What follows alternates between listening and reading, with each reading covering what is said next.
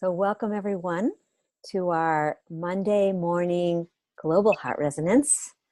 And this is just a beautiful opportunity to once again come together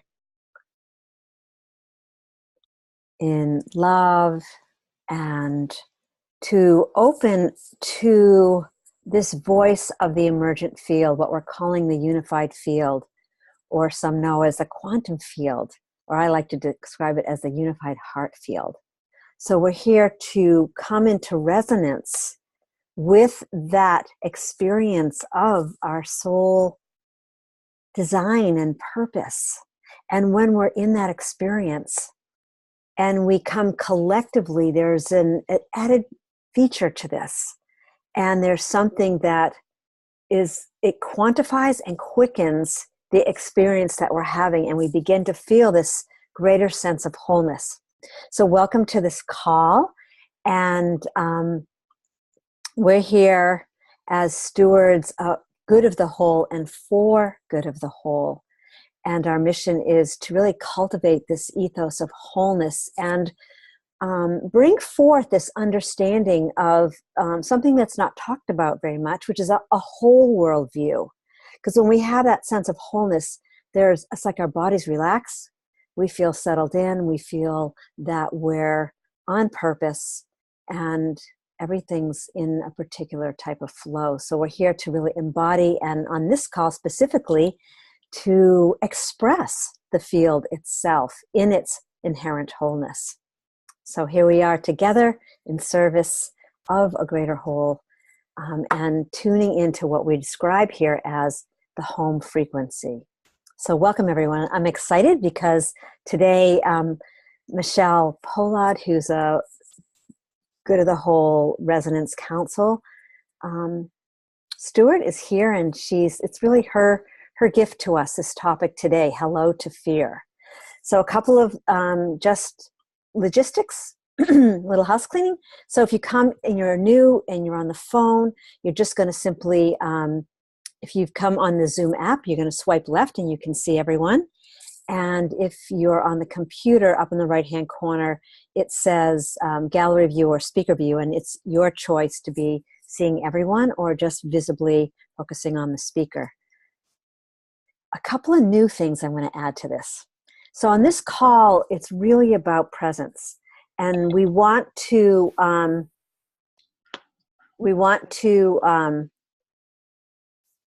keep that focus and feeling, because we're feeling into the field. So we're going to ask you to stay away from the chat box, because as soon as someone starts chatting, it pops up orange on our screen, and everyone it's very distracting. So that's a new invitation.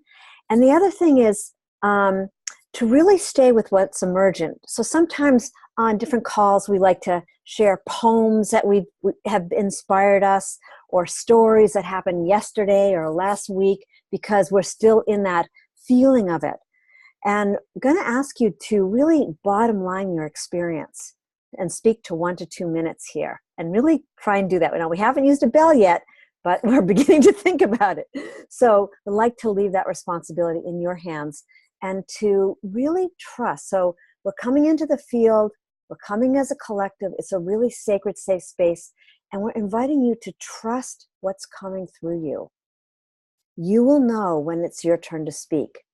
And it will be this practice. This is a restorative practice of listening, deep listening to the person and the people that are coming before that time it is for you to speak. And we're pulling that, we're weavers, we're weaving that thread, right? So if it's not in attunement with what's being shared, or if someone gets on and something upset is happening, the field will innately track that. And we're listening for what's moving, and you can feel this surge coming up when that feeling to speak is. So we're going to really ask you to tune into that today. So with that, just a couple of other guidelines, and then I'm going to hand it over to Michelle, who's going to share our topic. So welcome everyone who's just joined us. So again, for those people that are new, to just simply say your name for the sake of the people that are on the phone, and to speak in present time from your direct experience. Listen consciously to what's evolving in the field, in the moment, and speaking 1 to 2 minutes. And you can speak more than once. You might feel to. That's fine, but just keep it to 1 to 2 minutes so that other people can have a chance to share as well. And what we're doing, the reason for this is we are building coherence, right? Different than conversations, people just talking, there's no coherence. But here you can begin to feel there's something building. It's actually, we're building this, we're part of this toroidal field growing and expanding and informing us. And then acknowledging the pause in between people speaking, because that's where the field informs us, and we can go deeper into this really tactile feeling, this palpable feeling. Okay, so with that, I'm going to pass this beautiful talking stick to Michelle. Oh, I forgot to do the resonance after all that. Whoops. Okay, sorry. I was so intent in remembering. All right, so inviting everyone to take a deep breath. And you can completely let go of all that's been shared because it's already in your cells and in your bones. You're holding it with deep knowing. And at each breath, the inspiration, the breath to inspire, we're breathing that in, taking full, complete breaths, and simply letting it go, just like an infinity pool, releasing it to the river of consciousness, knowing that you're safe, connected, and supported in this field of love.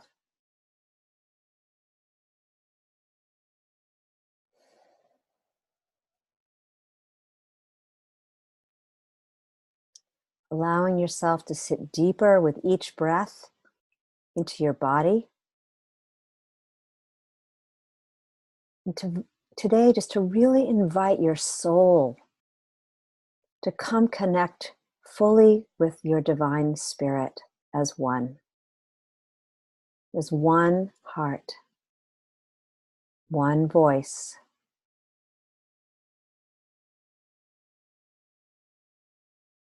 With the full knowing that we are the one-hearted people. And as we breathe, our breath influences everything in the universe. And with our love, we light this grid of humanity.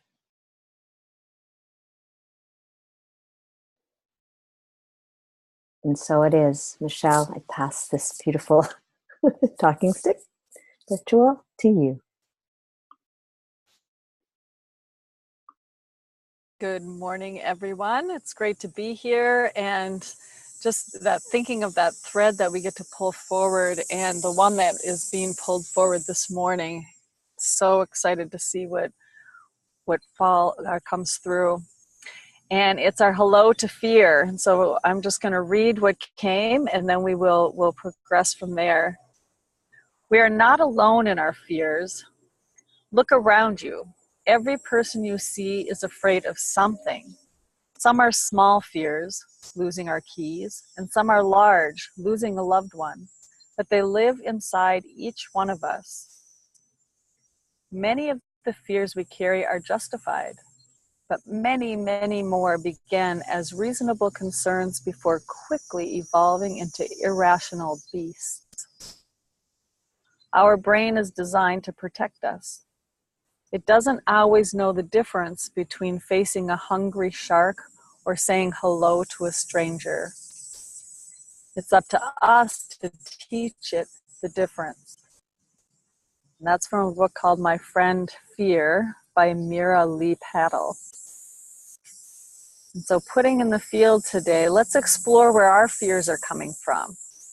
First, let's ask the challenging question, am I afraid? And then when we realize that the answer is yes, then we'll explore where our fears are coming from. Are they rational, or are we asking all the what-ifs that are unlikely to come to fruition, that work us into a frenzy? Let's begin discovering what is really holding us back in order to unleash our greatest capacity to love.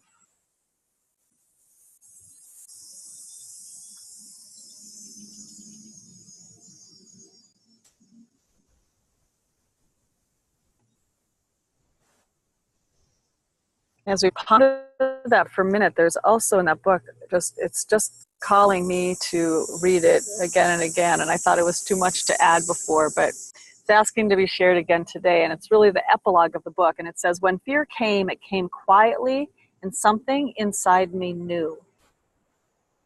This was every chance I'd ever lost coming back to me. Every wish I'd forgotten slowly rising like stars, brilliant constellations pressed into the sky. When fear arrived, it moved quickly, but something inside me knew this was the darkness. And yes, this was also the light.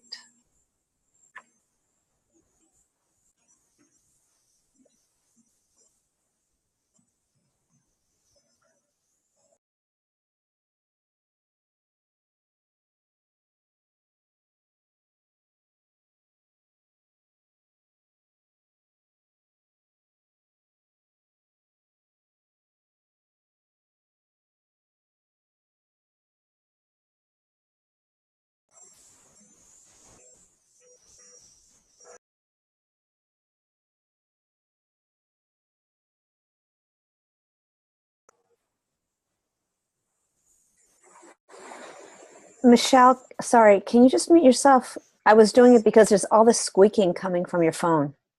Thanks.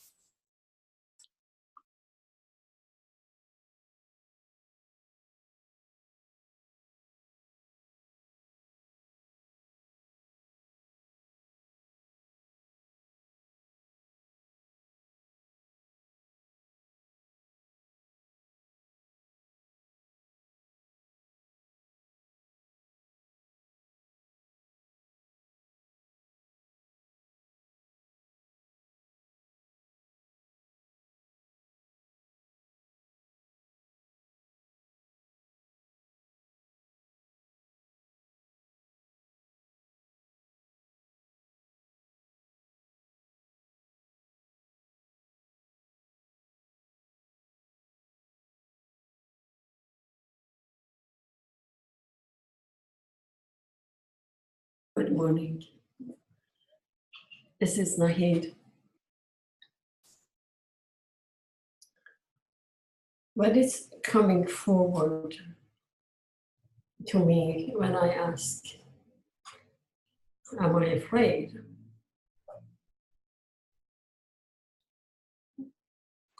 Hearing the yes, looking what is behind that.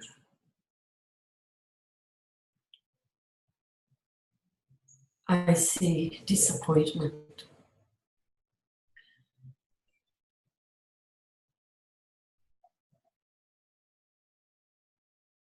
I've had many disappointed experiences. And each time it seems that it has pushed me more to the corner, to be more protective, to be more limited, and not to play. And what I'm experiencing, that the biggest that disappointment is,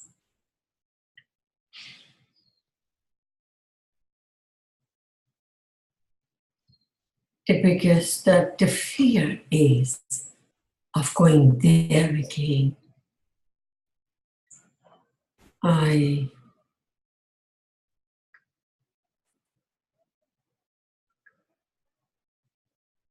Is the reward of all previous disappointment has been bigger. It's like the pattern that has been building up. And I have been protecting myself not to go there. And then looking at the pattern, I'm seeing that the biggest that I've been afraid, and I really have lost it what I wanted, it's been the depth of my experience.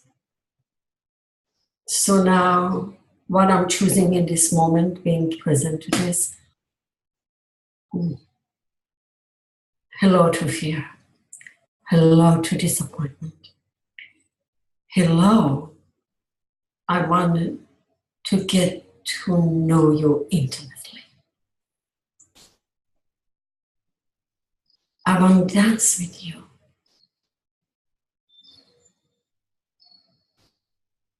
I know you're bringing a gift that I don't see yet, but I am open to that.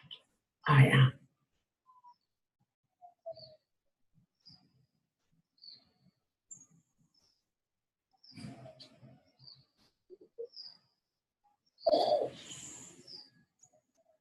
I am.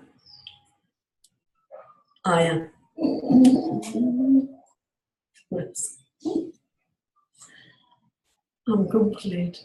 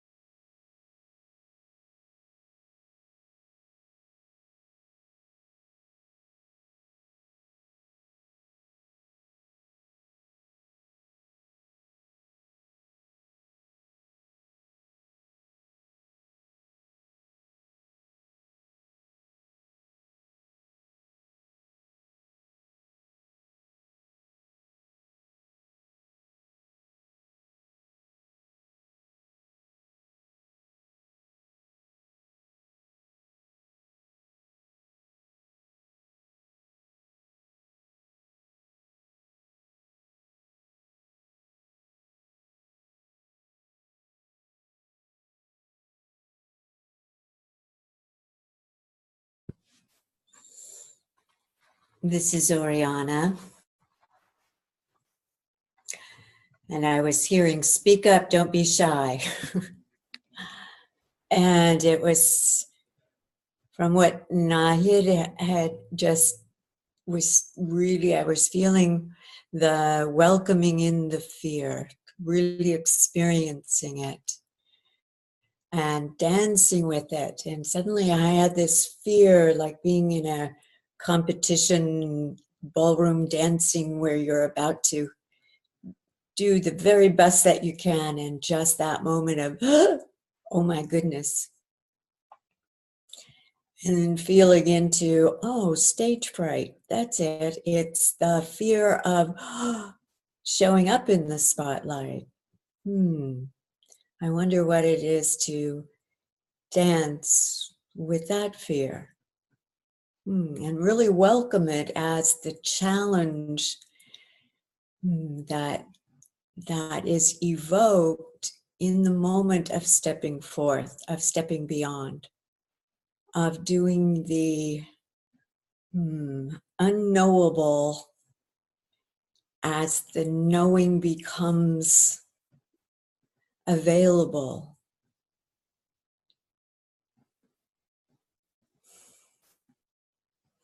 Like a fear of stepping into this world from the realm of the non-material realm where all is held in perfect knowledge, but with no duration of time. And stepping into a physical world of imperfect knowledge, but the will to act, for there's a duration of time in which to act. And in that stepping in, there's the fear of the unknown.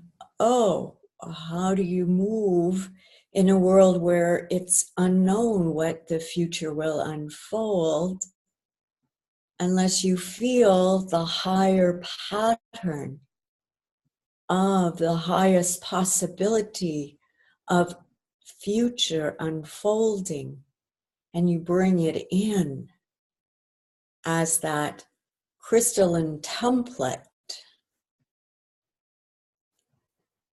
the mantra,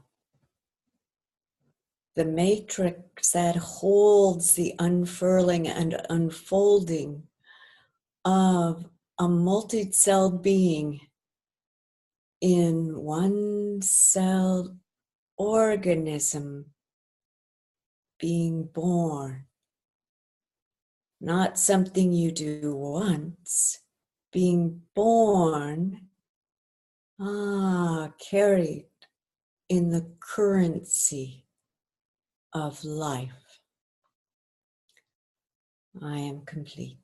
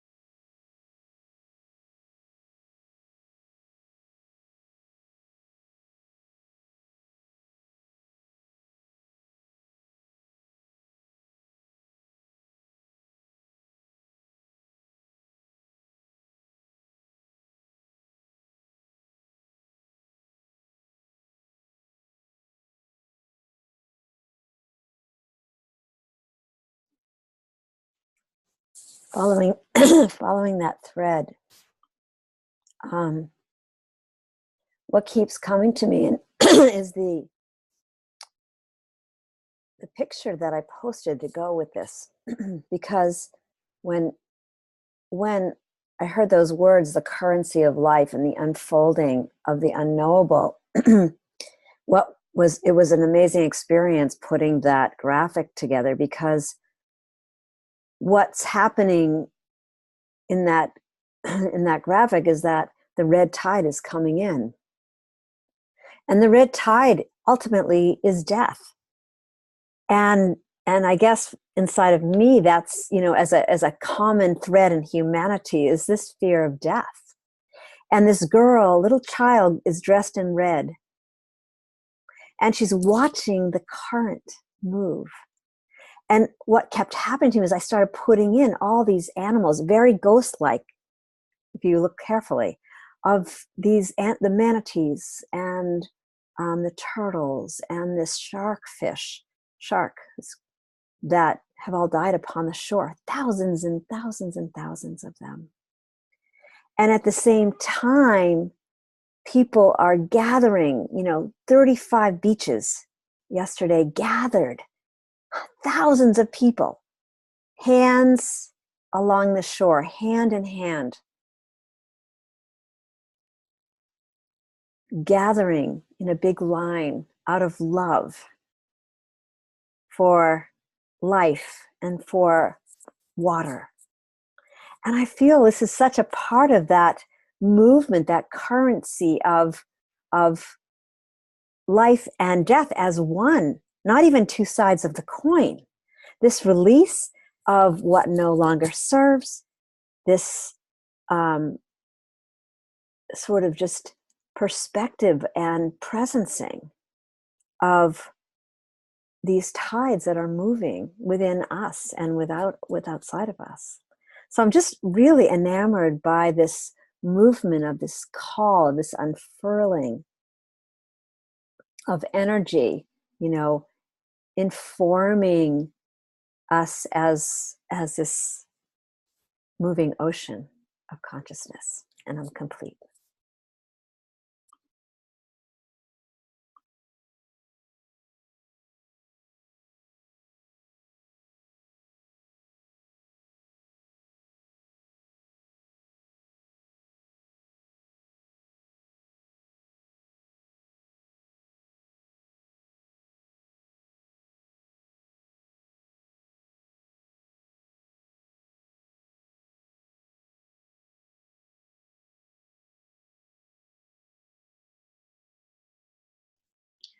Good morning, everyone. This is June. And as I'm listening to each of you talk about fear, what's going through my head and my heart at the moment is, when does whatever it is I'm thinking about or feeling turn into fear? From what? My guess is it's got to be awareness first of that there is something to be afraid of. And what I'm wondering is, what is it in me that turns to fear instead of turns to something else? When I am gripped by fear, and it's interesting because when I think of being afraid of something, it sort of feels like it's something I have no control over. And I'm not sure that that's the truth, but that's the feeling that might come over me, that I don't have a way to change this or make it different, or I don't have whatever it takes to maintain in the face of this fear. And I realized that all I really need is to go inside and trust. And when I say all I need to do is, that's not a very necessarily easy thing to do. But when I can do it, it's that awareness of being able to go inside and saying to myself, is this something I have to change, number one? Is this really something that it's affecting me at the level I am feeling the fear? Or is it that I just don't know how to sit in the not knowing of something? And so the more I'm willing to sit in the not knowing, the clearer I get as to whether or not I really even need to do anything about what's causing the fear. And so it's this, if I'll give myself enough time and I'll ask myself enough about what's going on, I can slowly get to that place where it's, okay, yeah, you need to jump in here and you need to do whatever it takes to change it. Or, this is not something you can change. It's how are you going to respond, not react, but how can you respond to it? And so I'm really engaged in this whole idea of when does fear get in my way? When does fear allow me to see something from a different point of view? And how to see my strengths, or where I can really work on weaknesses that send me into fear instead of into trust and strength. So it's really a very fascinating subject, and I really am loving being involved in today's discussion. So I'm complete. Thank you.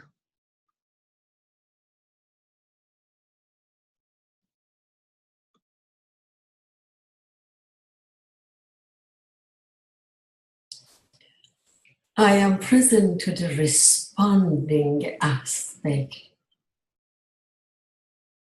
of sitting and being in that field. My personal experience is the fear has been having more grips on me, and I've been really fighting it, not thinking that I don't have the ability to respond to what is coming.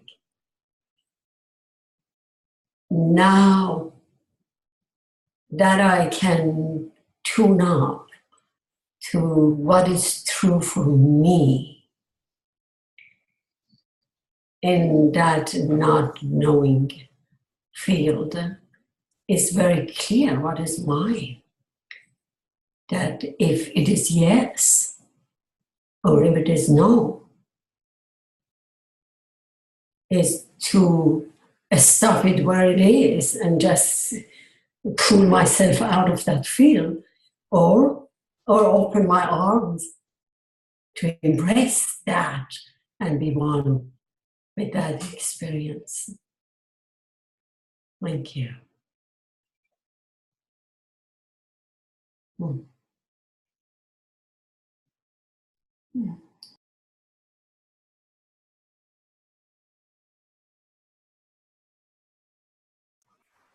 The word that keeps rising in this conversation is surrendering.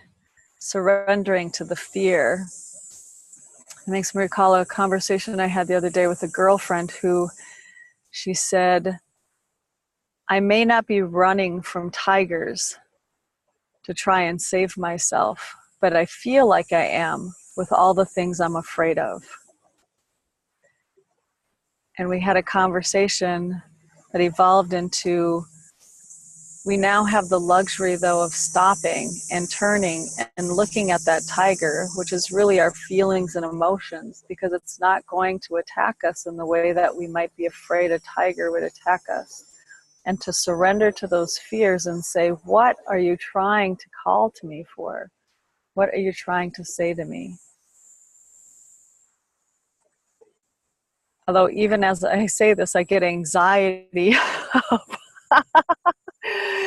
I'm feeling my fears rise in the anxiety of having to deal with the feelings and the emotions, of really being in touch of what am I really afraid of? What is that real fear? Because it's not that a tiger's chasing me, but there are real fears deep inside of me that I would say I didn't even have. That is my biggest fear to surrender to.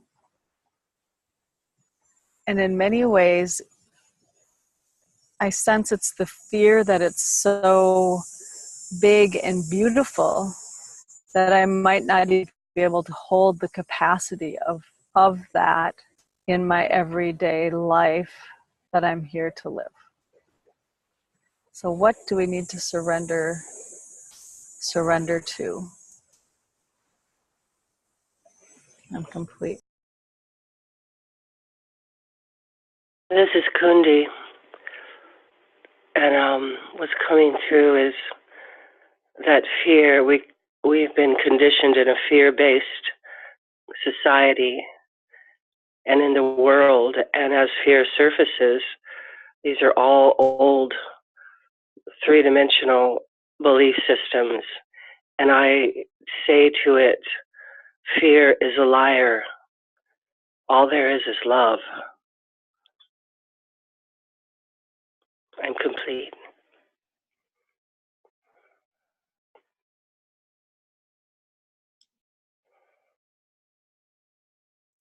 Yeah, I'd like to add to that. The other day I was in a diner and there was a mother, or I don't know, there was somebody holding a little baby.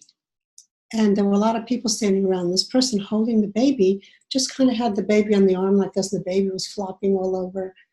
And I thought, oh my God, why isn't that baby terrified? I would be terrified if I were flopping all over this diner. And then they took the baby, handed it to someone else, and the baby was still doing that, just lying around there, putting its head up and down like that. And I go, oh my God, I'd be so afraid that somebody would drop me or I would fall. How is that baby, speak of surrender, how is that baby able just to be like that? I couldn't believe it. It was just very frightening to me. I said, it doesn't know how scary that is. That baby may not know that. So I just wanted to say that of fear. I think for me, the inquiry is who's afraid always. Who's this fear coming to? And I guess it's I don't know what to call it. If it's a premise, if it's an intuition, if it's a knowingness, it's not an experience. It's that there's something that where fear, there is what we are. It's not fear, does not have fear.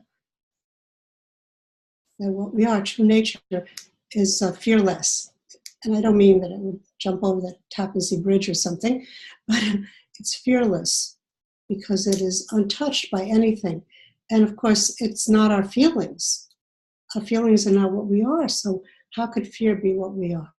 So for me, I mean, and I have gone against fear, and I have inquired into fear, and I've sat with fear, all good things, incredible things, the guest house, Rumi, make fear my friend, all those things. But if we see if there's anybody who's really real, who's really afraid, if we're not our feelings, if we're something greater than feelings, then that fear is just, as somebody was saying, a conditioned, obviously the baby's not afraid, so maybe it was conditioned into us in some way. Because, you know, what we are is going to dissolve. Our body and our feelings, they're going to disappear someday in our thoughts. They're not going to be. So, of course, the ego would be afraid. But if there's something that is eternal, then that does not have fear. And that's where I look to. I guess that's where I try to look from. Okay, I'm complete. Thank you.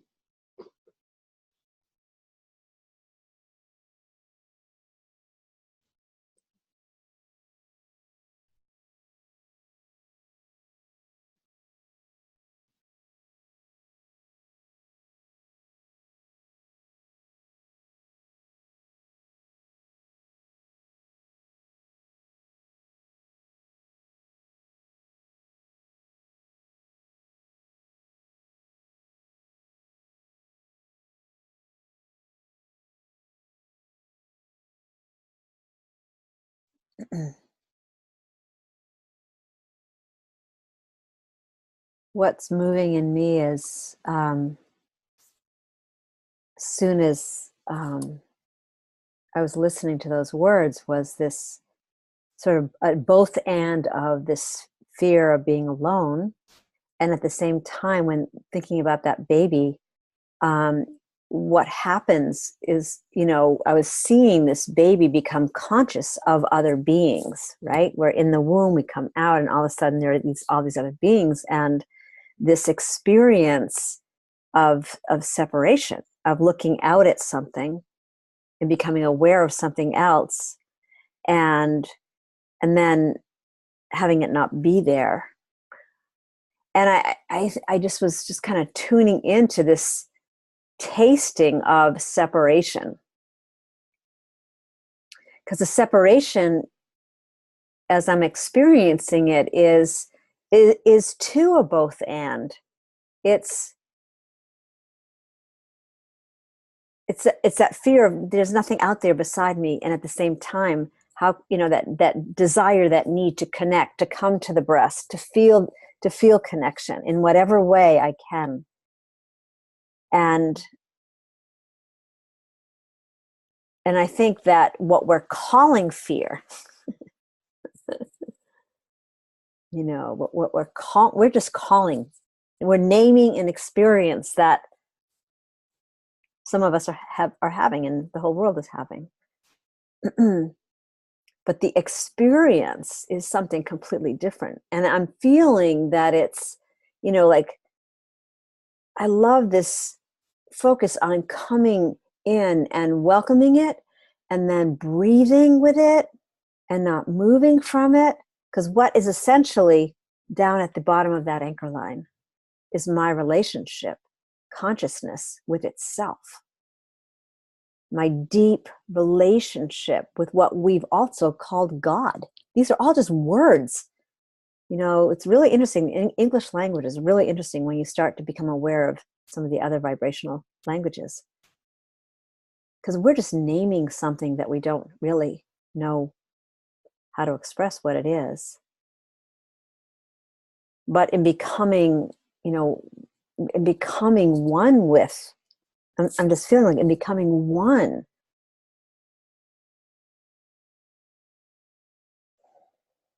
it's that experience of nothing being there. I'm alone. And I think about it in terms of, you know, I climbed this little mountain. I was so excited, and I climbed with this girl who's now 48, who I used to babysit for, and she was talking about going to the huts up on the mountains by herself, and that was really what she was wanting.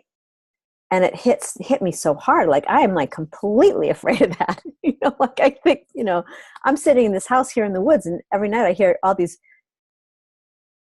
leaves cracking and branches, and I'm thinking, oh my God, you know, like I'm locking my door, you know, thinking a bear might come in, you know.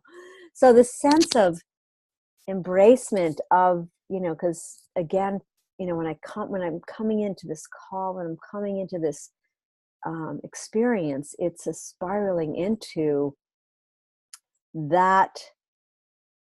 those aspects that are in separation. And when I'm welcoming fear, I'm welcoming myself to come home, because I'm identifying with my body and not the essence of who I am. And again, I don't know if I could do that if I was in the woods in the night with a bear. Can I hold that? Can I trust that? Can I surrender and respond in a way that, would be appropriate for that moment? So thank you. It's really quite a dive in.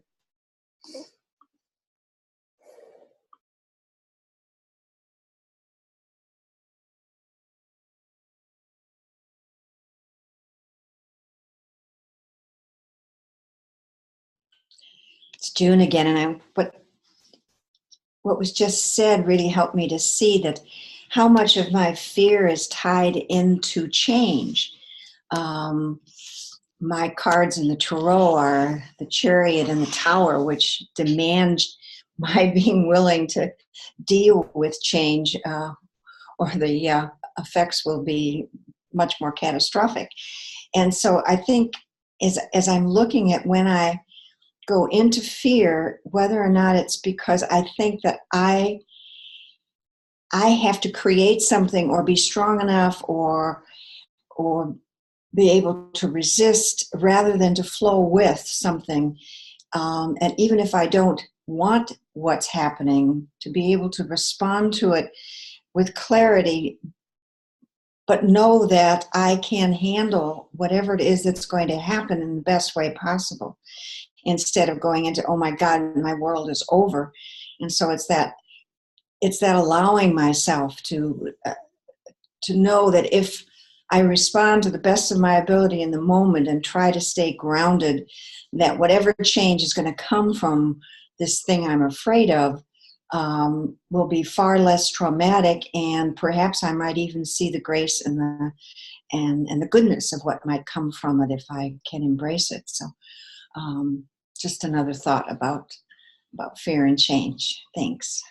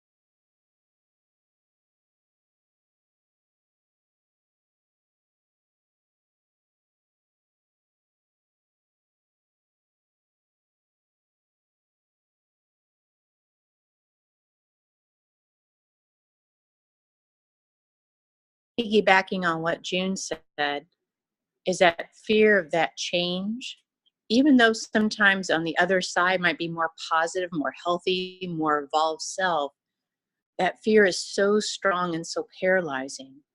And so that taking it in, breathing through it, processing through it, allows us to arrive on the other side and to embrace whatever that new way of being is in our life through those changes and transitions. This is Kundi. As I teach the kids that I teach, I tell them there's only two forces in the universe. One is love and one is fear. And as soon as you walk through that fear, like walking through the curtain, on the other side will be love every time. I'm complete.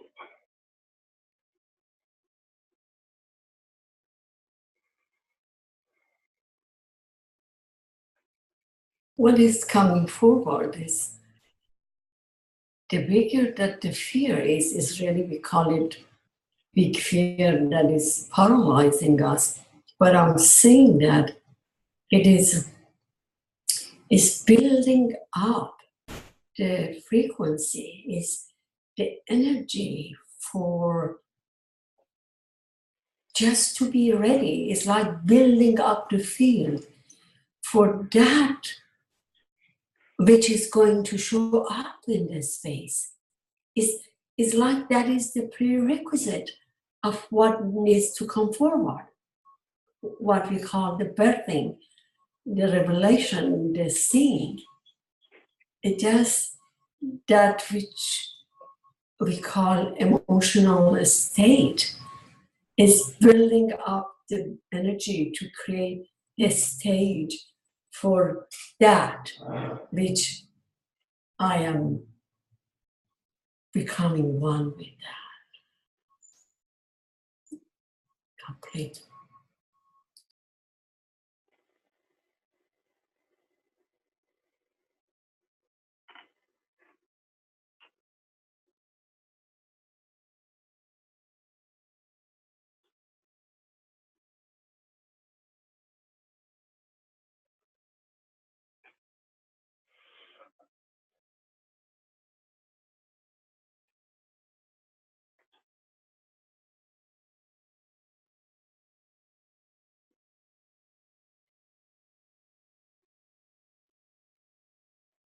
I'd like to just pick up on that question of separation, which is, I think, could be the basis of fear, because if we feel that we're a separate individual locked up in the skin and body, that's pretty scary.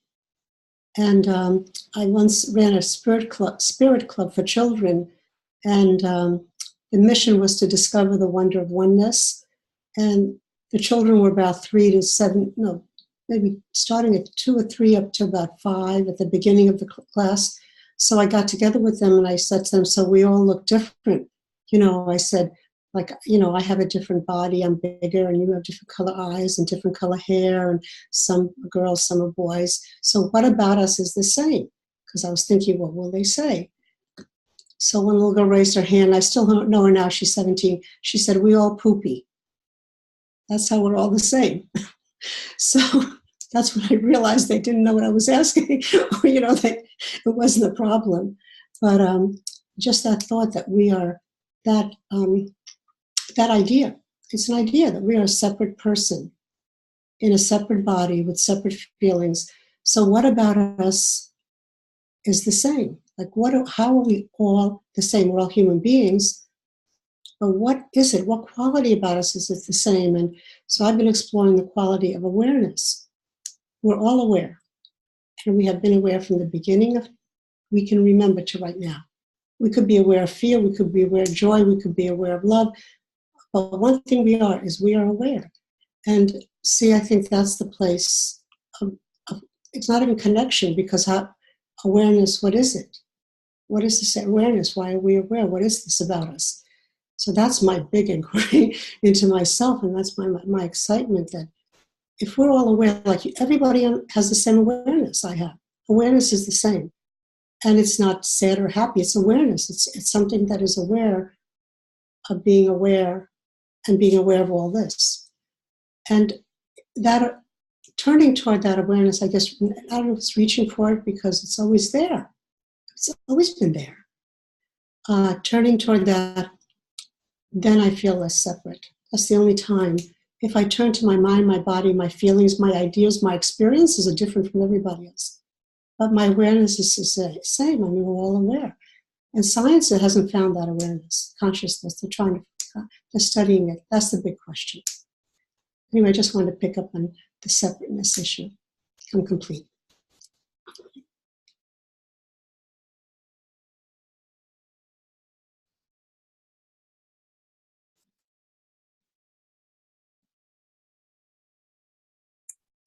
Good morning, everyone. I'm California, and I had to make a choice. Do I pop on late and just not show up at all?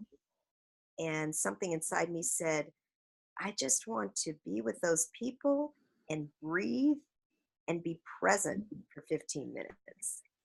And it's part of this awareness because I knew I could pop on, and then it doesn't take long going from everything I was doing to pop on to the middle of being in this call. I don't know, within 5 or 10 seconds, that awareness, that presence, that connection is just there. So I just wanted to say hello, I'm here. And I love that I can just pop on and have that awareness connection. And it's just a pleasure to just breathe with you all and complete.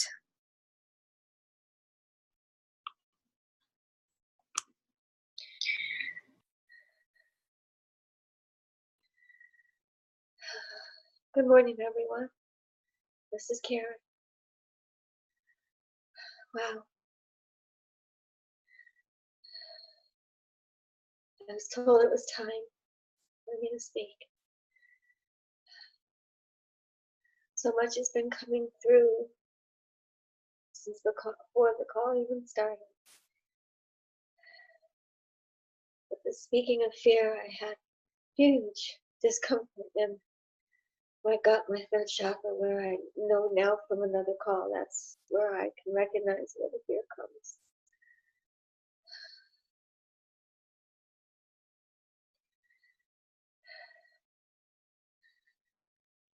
Surrender, what came through a short time ago was the key is the response. The key is the response. And that's how we respond. What Kundi said was just amazing too. And while someone was speaking,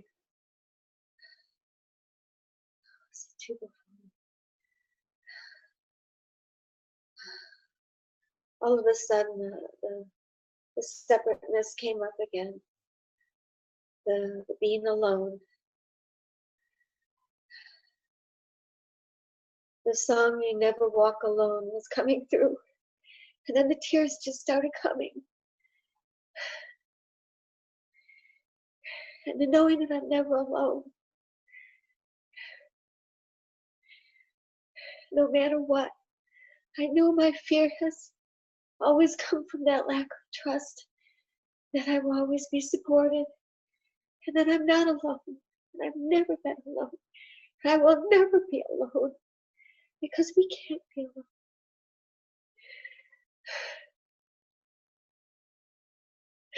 And I don't really know where all the tears are coming from at this point. Because it just started welling up again. Before it was just this loud frequency in my mind, in my ears.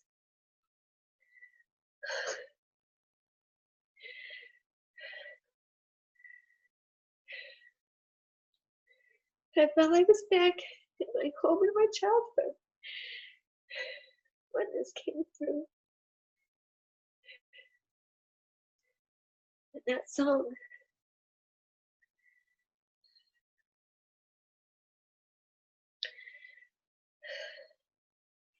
So where's the message in this for me? I've been working on letting go of that lack of trust and how I respond when things fall up for me. But it's still there. So I guess I know that it's still with me. Key is in the response. And I will work on that some more. For a short moment there, was this comfort in my gut went away. Unfortunately, not for good, but I don't know where it's all leading. I just know that it's all for the good. It's all for the highest and greatest good of all. Because we are all part of the all.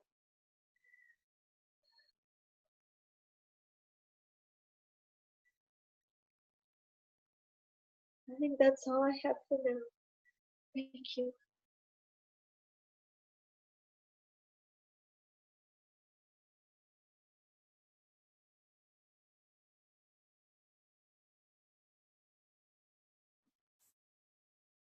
So I'd like to invite us all to just take a minute or two of silence, because those were the tears of hundreds of thousands of people on the planet.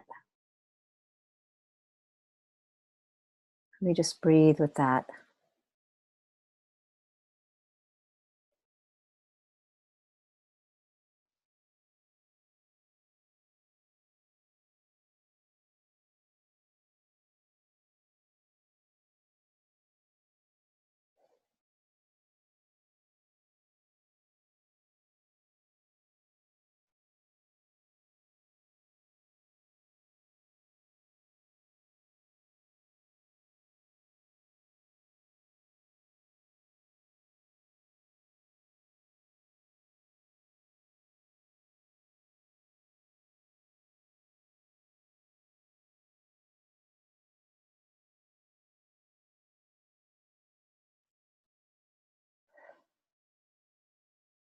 And we hold our frequency strong and light so that others can find their way home.